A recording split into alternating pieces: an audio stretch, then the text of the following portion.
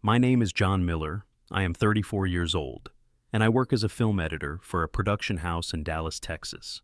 Most nights, I sit hunched over dual monitors in my small apartment, cutting together historical documentaries or polishing an indie director's rough cut until it gleams. Editing requires silence, absolute concentration, the kind of quiet where you can hear the faint hum of your own computer fan.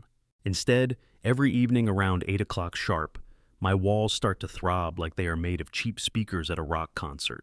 That is when the neighborhood kids drag their basketball out to the cracked hoop across from my window and bounce it until close to midnight. The floor vibrates, my coffee mug trembles, and my heart sinks with the pounding rhythm of rubber slamming against concrete.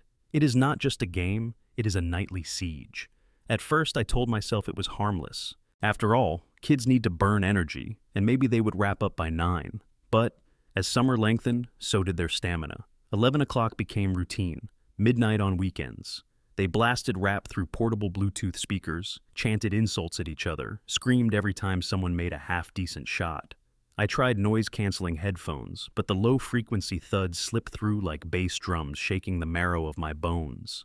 When I replayed clips in my editing software, the ball's echo bled into my head, breaking the spell of the footage. Imagine trying to splice together a solemn World War II interview while a chorus of, "Yo, pass it, dunk it, let's go," rattles your drywall. That was my life, every single night. The first time I said something, I kept it neighborly. I walked outside, forced a smile, and told the kids, "Hey guys, I have to work early. Could you wrap it up a little sooner tonight?" They looked at me like I had asked them to donate a kidney.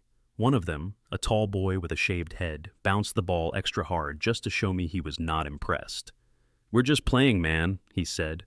The others laughed. I walked back inside, cheeks burning. An hour later, when the pounding still had not stopped, I tried again, this time knocking on the door of their parents' house across the street. A woman with curlers in her hair opened. She did not let me finish before rolling her eyes. "They're kids," she said flatly. "Kids play. You can't expect silence in a neighborhood." Then she closed the door in my face. I stood on the porch under the flickering bulb, clutching my useless politeness like a script nobody wanted to read. By week 3, my patience was fraying. I began keeping a log on yellow legal pads. The exact times the ball started, the songs that blared, the curse words shouted. At first, it was just for me, some flimsy sense of control. But soon, the pages stacked up like evidence, the handwriting angrier each night. One entry read, June 21st, 11:47 p.m. Ball hit wall hard enough to knock picture frame off shelf. Parents outside, laughing. I could not decide if the absurdity was tragic or comic. Here I was, a professional editor who could sculpt hours of messy footage into a coherent narrative. Yet in my own life, the chaos played raw and uncut. And my so-called bad neighbors, the kids and their dismissive parents, were producing a nightly horror film without credits. The emotional toll surprised me. I became irritable at work, snapping at directors for notes I would normally accept. My coffee intake doubled. I started dreading the sunset, knowing that as soon as the Texas heat faded, the bouncing would begin. Once, while exporting a cut, I slammed my fist against the desk when the wall vibrated, spilling black coffee onto my keyboard.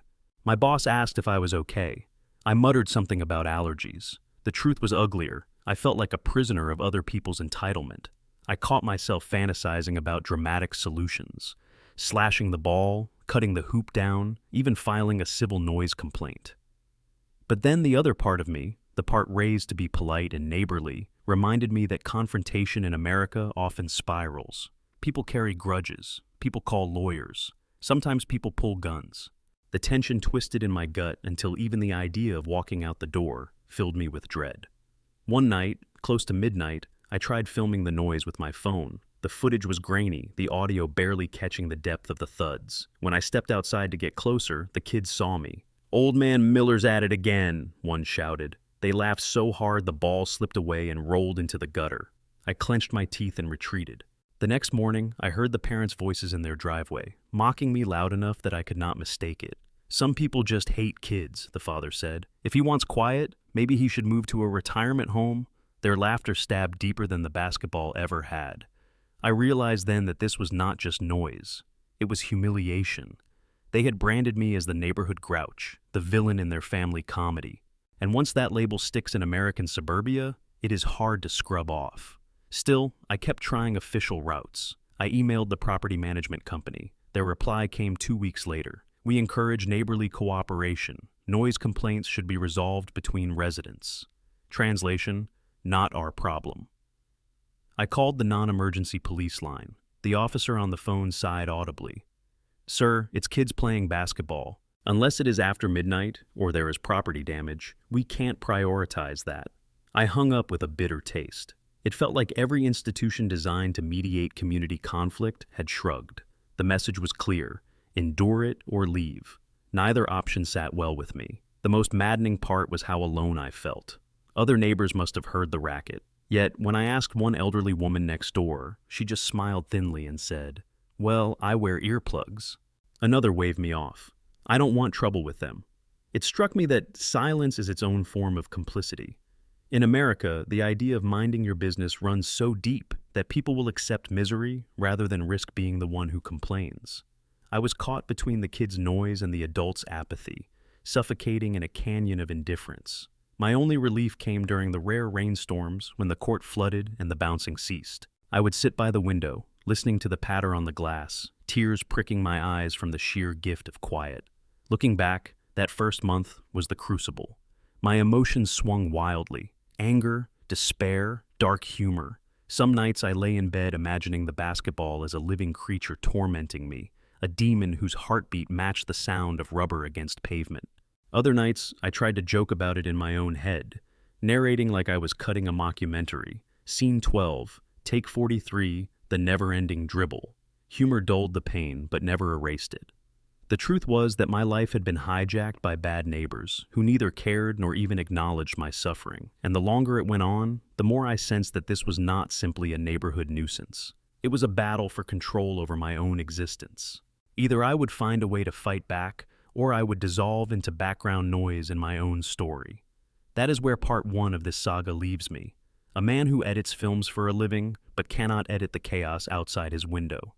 My apartment, once my sanctuary, now feels like a soundstage hijacked by other people's script. And every thud of that basketball reminds me, the story has only begun, and I am still searching for the right cut.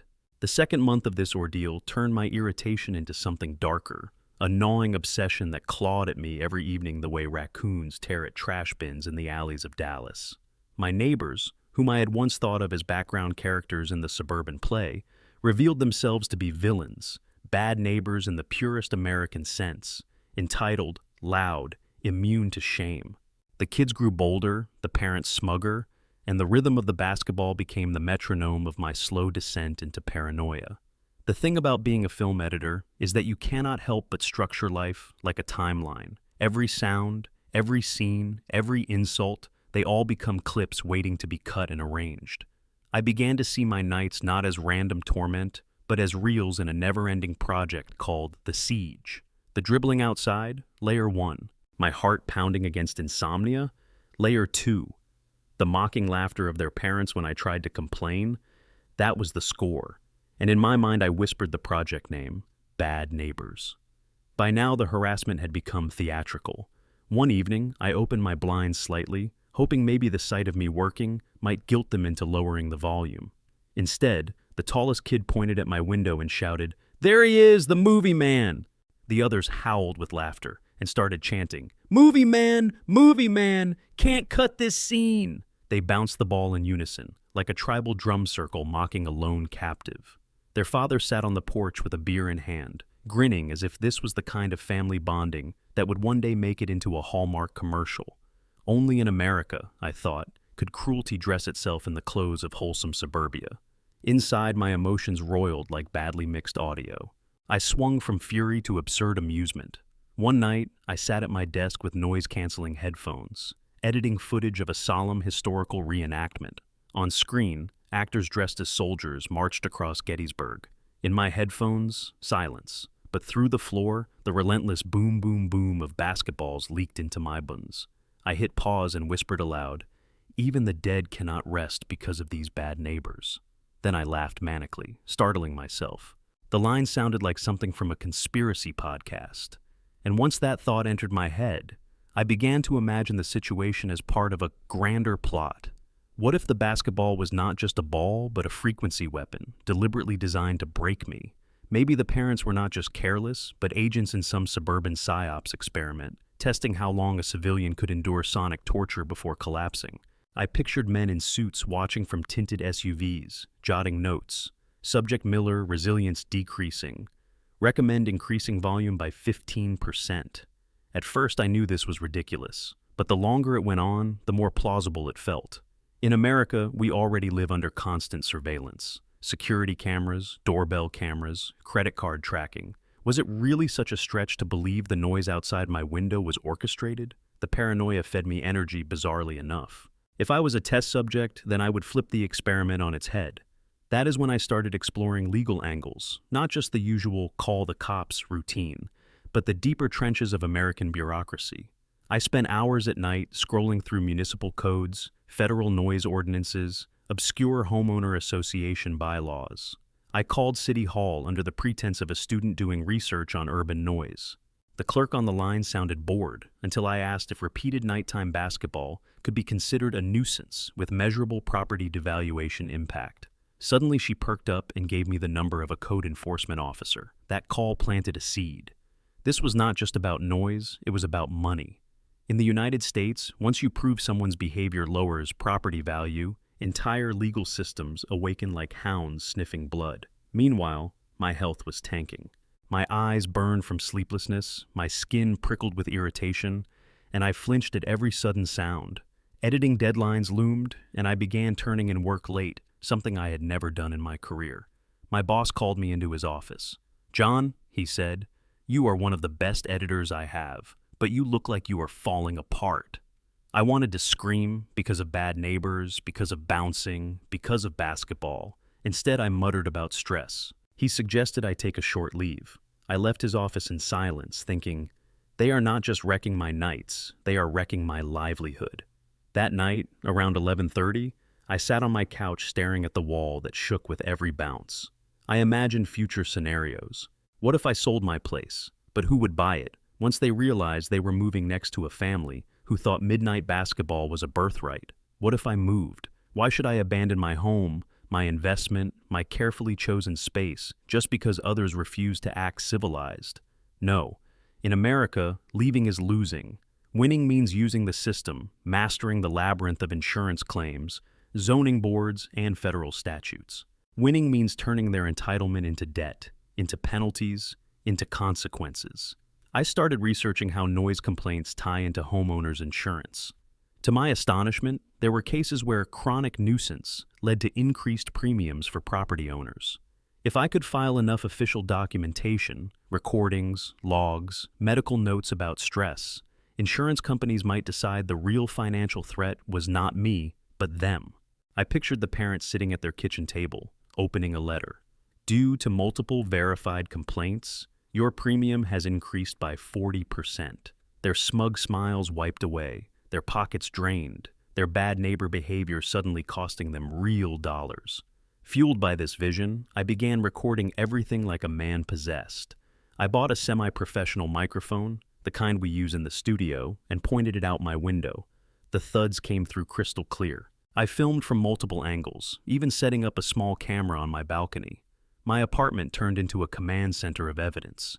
Each night I cataloged the files, labeled by date and time. My yellow pads grew into binders. I joked to myself that if Spielberg wanted to make Close Encounters of the Dribble kind, I had all the footage ready. The humor was bitter, but it kept me moving. Of course, the more evidence I gathered, the stranger my mind became. I began narrating the recordings in a mock documentary voice.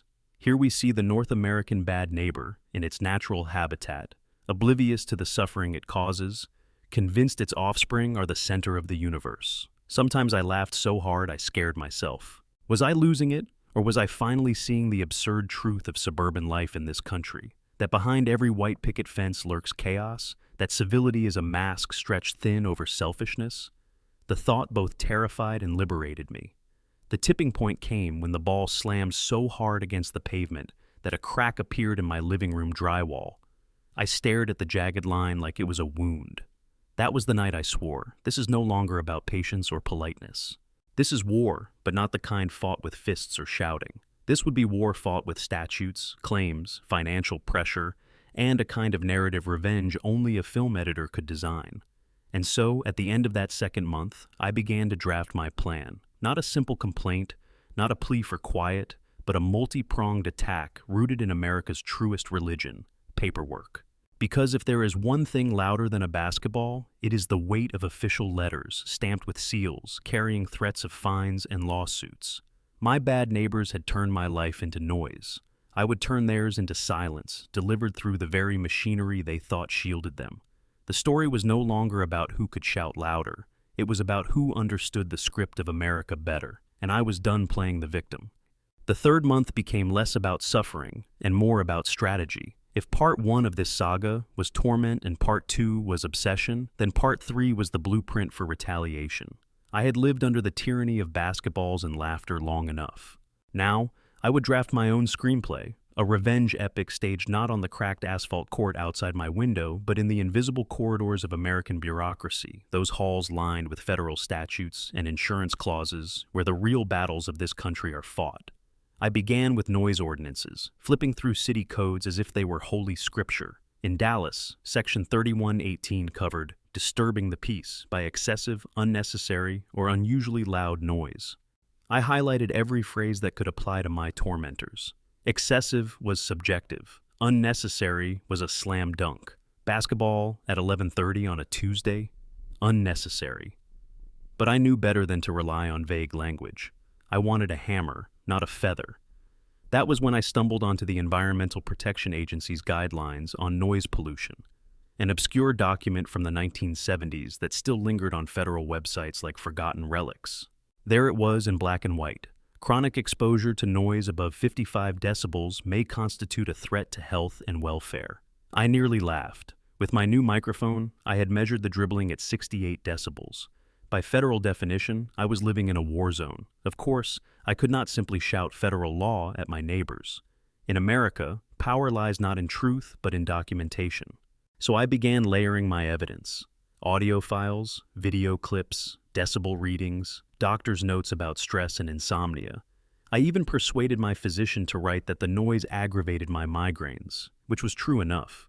Each folder I filled felt like another brick in a fortress I was building. My apartment transformed from prison into archive, a war room humming with the sound of scanners and printers. The turning point came when I discovered something delicious.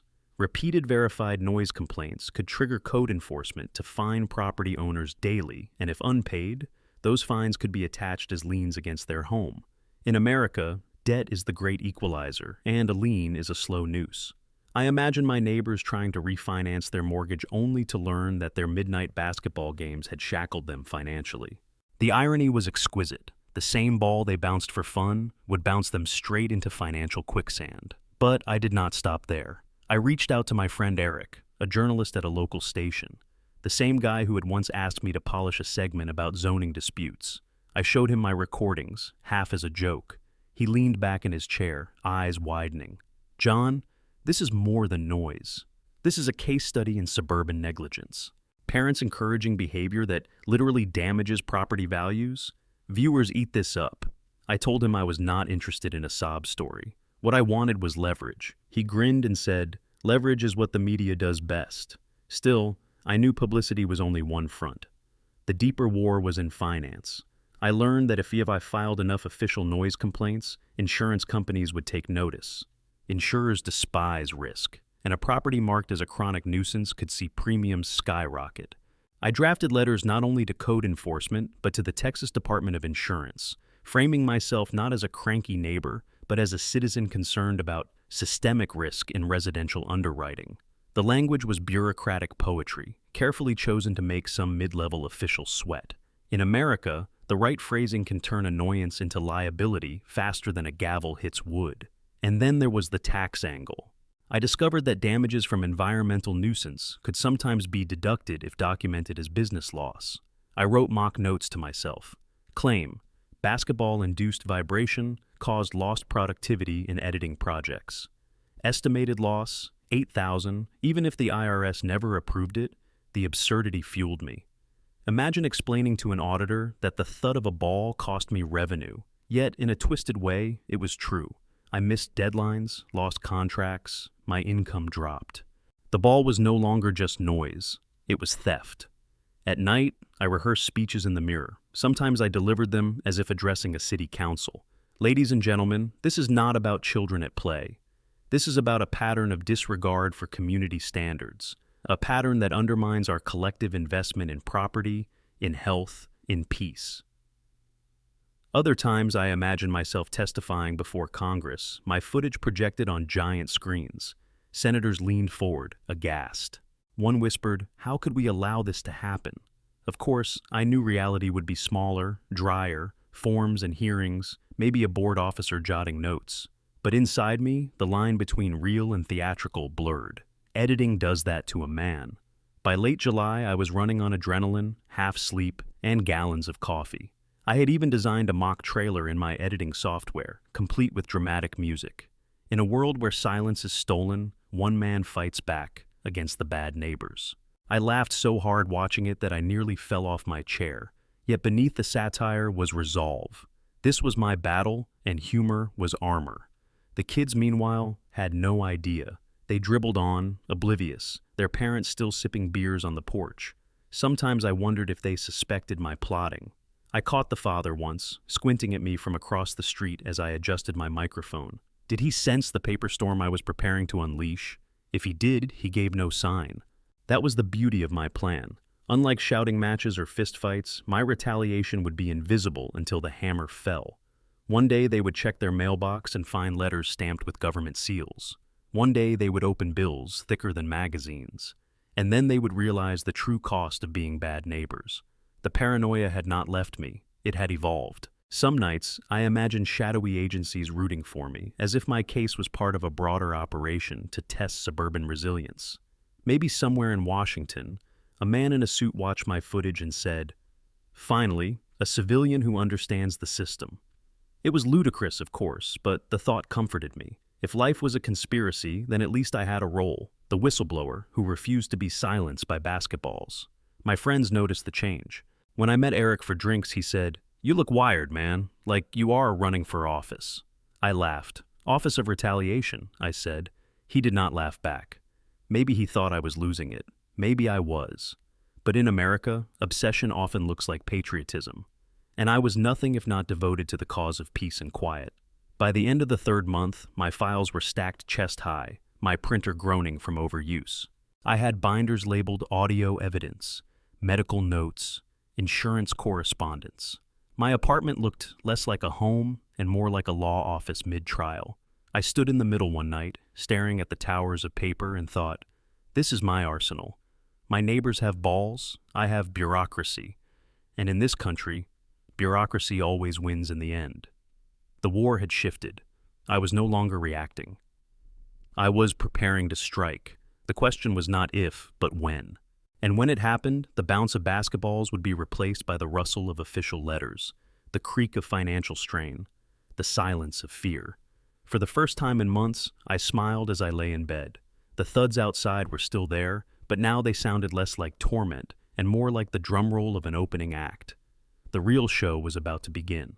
The first letter arrived on a Tuesday morning, slipped into their mailbox with the ordinary bills and junk coupons. I watched from behind my blinds as the mother of the basketball brood pulled it out, squinted at the official seal, and frowned. A noise violation notice from the City Code Enforcement Office, citing excessive decibel levels documented on multiple dates, with fines totaling $300. I nearly laughed out loud. It was not much money, but it was the first ripple in what I intended to become a tidal wave. Over the next weeks, the paper storm gathered momentum. More letters came. Second violations, larger fines, notices of potential liens if unpaid. I had submitted recordings, decibel charts, written logs, even medical statements. Each complaint became another nail in their financial coffin. When I passed the mother on the street, she looked different now, less smug, more weary. She muttered to a neighbor about petty harassment, but her voice cracked on the word harassment. I knew the paper was starting to weigh on her. The father was slower to bend. He strutted around shirtless, beer in hand, defiant as ever. But then came the letter from their insurance provider. I had CC'd the company on every complaint, framing the basketball chaos as a chronic nuisance with property damage potential. And insurers hate property damage like vampires hate sunlight. The notice warned of a possible premium hike due to risk factors associated with documented neighborhood pipi.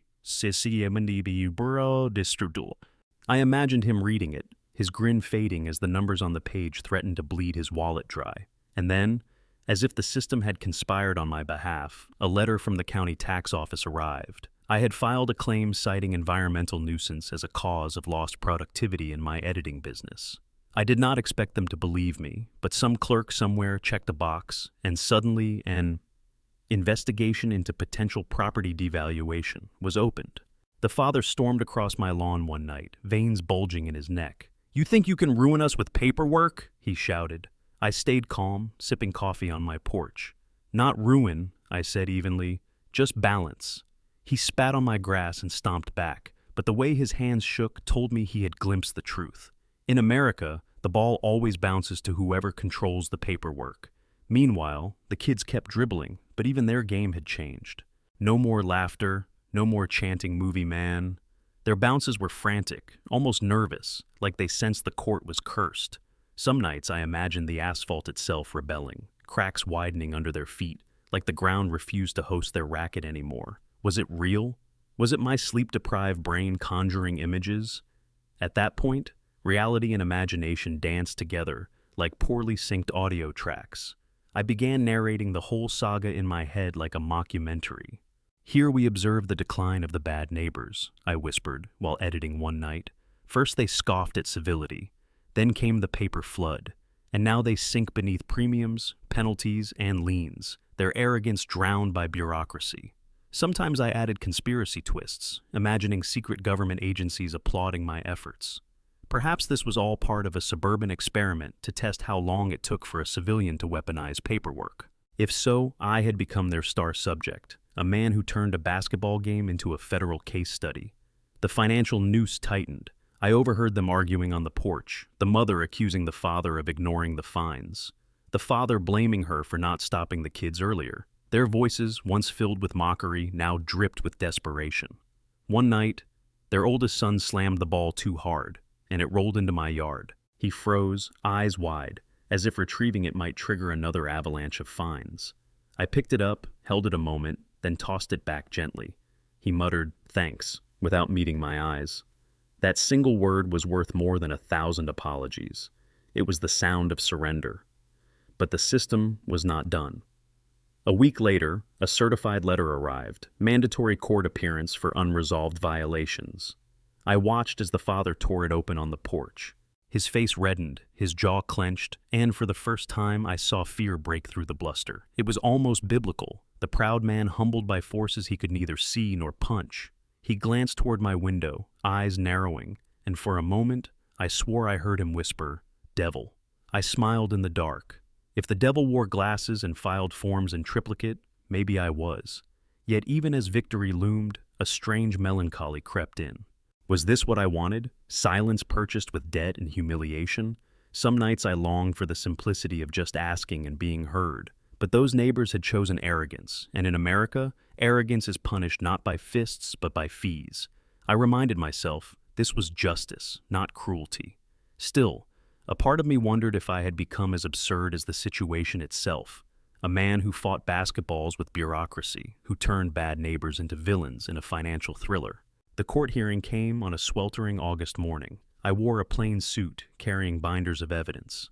They arrived late, flustered, papers stuffed haphazardly into a folder. The judge, weary and sunken-eyed, listened as I presented recordings, logs, decibel charts. I spoke calmly, like a narrator delivering exposition. The father ranted about kids being kids, but the judge cut him off. "Not at midnight, sir. Fines were upheld, liens confirmed, compliance mandated." When the gavel fell, I felt no triumph, only a deep exhale. The war had not been glamorous, but it had been won. Afterward, I walked past them in the courthouse hallway. The mother's eyes brimmed with tears, the father's shoulders sagged. For a moment, I almost pitied them. Then I remembered every night they had laughed at my pleas, every thud that shook my walls, every insult thrown from their porch. Pity evaporated, balance restored. Back home, I sat on my porch that evening. For the first time in months, the court was silent. No bouncing, no shouting, just the chirp of cicadas and the faint hum of air conditioners. I sipped my coffee and let the quiet settle into my bones. Yet in that silence, I heard something else, the absurd comedy of it all. Here I was, a film editor who had fought a suburban basketball game with the weapons of federal codes, insurance letters, and tax forms. It was ridiculous. It was American, and it was mine. That night, I dreamed of conspiracy agents again, men in suits shaking my hand, congratulating me on a successful operation. "You've proven it can be done," one said. Noise neutralized through bureaucracy. I woke laughing, the sound echoing through the still apartment. For once, the laugh was not bitter. But stories do not end with silence, they end with meaning. And as I sat at my desk, organizing the last of my files, I realized part 4 of this saga was not about punishment. It was about transformation. My bad neighbors had been humbled, yes, but I too had been changed. I had learned the power of persistence, the strange humor of American systems, the way revenge can taste like paperwork and still feel satisfying. The court was quiet now. The walls no longer shook. But inside me, something new stirred, preparing for the final act. The silence did not arrive like a thunderclap. It seeped in, day by day, the way weeds finally die after you douse them with enough pesticide. By the time September came, the nights were still. The kids had vanished from the cracked basketball court, their ball gathering dust in a garage, maybe sold on Facebook Marketplace to cover another fine. The parents rarely appeared on the porch anymore. Sometimes I glimpsed them, heads bowed over stacks of envelopes, calculators in hand, living proof that bureaucracy could bleed louder than any referee's whistle. At first, I savored it. I sat on my porch at 10 p.m., coffee steaming in my hands, listening to the cicadas. No thuds, no laughter, just the kind of quiet that feels heavy, like a blanket. My walls no longer trembled. My deadlines, once wrecked by insomnia, were suddenly manageable. My boss noticed the change and gave me more projects, trusting I could deliver again. For a brief moment, I felt like I had reclaimed my life, but then came the emptiness. I had lived so long in battle mode that silence felt like anticlimax. Without the nightly torment, I missed the adrenaline of plotting, the twisted comedy of imagining myself as the suburban whistleblower of the century. I caught myself opening my evidence binders just to flip through them, like a veteran polishing metals that no one else cared to see. There was a hole where the noise had been, and that hole whispered, "What now?" That whisper grew louder each day, until I started joking with myself that perhaps the entire ordeal had been orchestrated not by bad neighbors, but by something larger, an experiment, a simulation.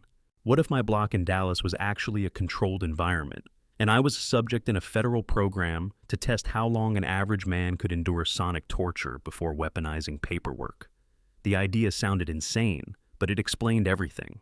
The kids' relentless dribbling, the parents' smug dismissal, the city's slow response until I mastered their codes. Maybe none of them were real at all. Maybe they were actors, hired by some department of suburban resilience.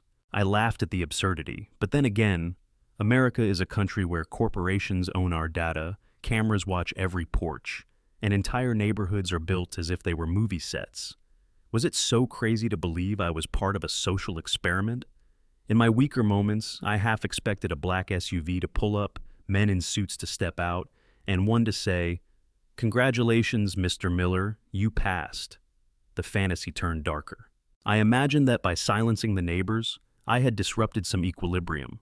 Maybe the bouncing ball was not just noise, but a signal keeping the world in balance, a frequency that prevented earthquakes or warded off something unspeakable.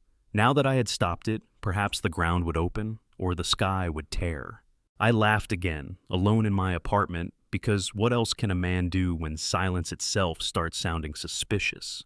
Yet beneath the satire and the conspiracies, there was a truth I could not escape. I had won, yes. I had bent the machinery of insurance, taxes, and local law against a family that mocked me. They were the archetype of bad neighbors, and I had turned their arrogance into debt. But victory did not bring peace, only quiet. And quiet, it turns out, is not the same thing. Peace requires letting go. One evening, I saw the oldest boy walking home from school, backpack slung low. He avoided my eyes, but his face was pale, hollow, For the first time, I felt something other than triumph. Guilt, maybe, or recognition. He was just a kid who wanted to play basketball. The sins of his parents had turned his joy into punishment. The ball was gone, and so was his laughter. In my quest to destroy bad neighbors, had I also destroyed something innocent? That night, instead of sipping coffee on the porch, I sat at my desk and opened a blank project timeline. I dragged in clips of the court, the recordings of thuds, the footage of fines stacking up. But this time, I edited them differently. I cut the kids' laughter not as mockery, but as soundtrack, overlaying it with slow pans of the quiet court now abandoned. I layered in my own narration. In the war of neighbors, no one wins. Not the kids who lose their joy, not the parents who drown in debt, not the man who mistakes silence for peace. When I exported the cut, I cried. Not because I lost, not because I won, but because for the first time, I saw the whole story. The next morning, I printed a single DVD copy, slipped it into an unmarked envelope, and left it on their porch. No letter, no threats, no smugness, just the story as I had lived it. I do not know if they watched it. Maybe they threw it away, but the act felt like a release, a way of handing the burden back to the universe. After that, I stopped keeping logs. I stopped measuring decibels. I stopped waiting for SUVs filled with men in suits.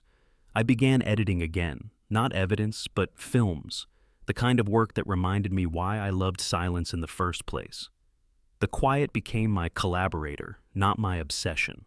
The bad neighbors had been defeated, yes, but the lesson was mine to carry. Revenge through paperwork may win battles, but forgiveness is what wins back your own mind. Months later, when the court still stood silent, a for sale sign appeared in their yard. I watched as they loaded boxes into a U-Haul, their faces strained, but not cruel. The mother glanced at my window one last time. Our eyes met. For a moment, I thought she might shout something, spit, curse. Instead, she just nodded, the faintest acknowledgement that we had both lost something. I nodded back. Then they drove away, the house empty, the ball court quiet. And in that moment, I realized the final truth. Bad neighbors come and go, but the real battle is always inside your own walls. The choice is not silence or noise, revenge or surrender.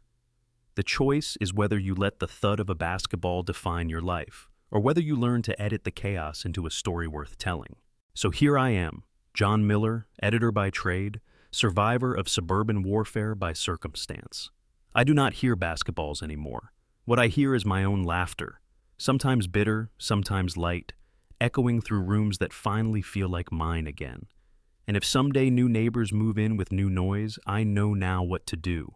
Not destroy them, not drown them in paper. Tell the story, find the humor, and remember that peace is not the absence of sound, but the acceptance of life's imperfect rhythm. That is the cut I choose. Fade to black.